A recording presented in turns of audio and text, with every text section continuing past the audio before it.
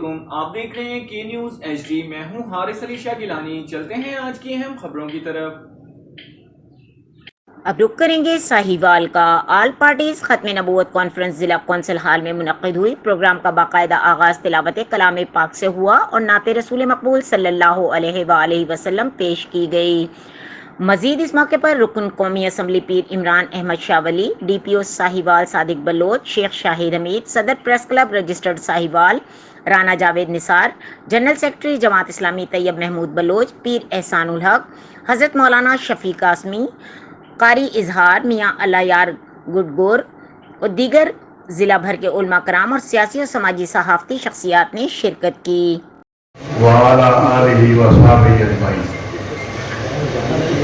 انتہائی واجب الاحترام قائدین مجلس، طلباء، علماء کرام اور خاص طور پر ہماری آج کی مجلس کے میزبان میاں اللہ یار گڈگور صاحب، قاری اظہار صاحب، قاری حنیف عثمانی صاحب، عبدالرزاق مجاہد صاحب اور جتنے دیگر علماء اس میں شریک ہیں اس بزم کو سجانے میں خاص طور پر آپ کا انتہائی ممنون ہوں کہ آپ نے ہمیں جگایا، ختم نبوت کی اس تحریک کو دوبارہ زندہ کیا۔ کا بندہ وہ سیاسی، مذہبی، سوشل، سماجی اپنے اپنے رنگ اور اپنی اپنی خوشبوئیں لیے اسٹیج پر اور ہال کے اندر مزین ہے، یہ بڑی عظمت کی بات ہے اور یہ بڑی خوبصورت بات ہے۔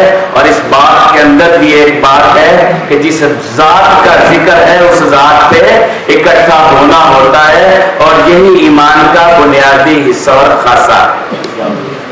یہ جو سفر یوم ختم نبوت کا جس کو آج ہم 7 ستمبر کے حوالے سے منعقد کر رہے ہیں، یہ در حقیقت 22 مئی 1974 کو شروع ہوا جب نشتر میڈیکل کالج کے 100 طلبہ اپنے ناظم ڈاکٹر انعام الحق شیخ کیا بنایا وہ آپ کے سب شہر والوں کے سامنے ہے۔ 15 سال سے الحمدللہ پنجن پاک کے صدقے آپ کے بھائیوں کے تعاون سے ایم ایل اے شہر کا کچی آبادی میں رہتا تھا، کچی آبادی میں رہ رہا 10 مرلے کے فیملی اون گھر میں، لیکن اللہ نے کام کیا کیا، پہلے ہر اسکیم میں نے پکڑا۔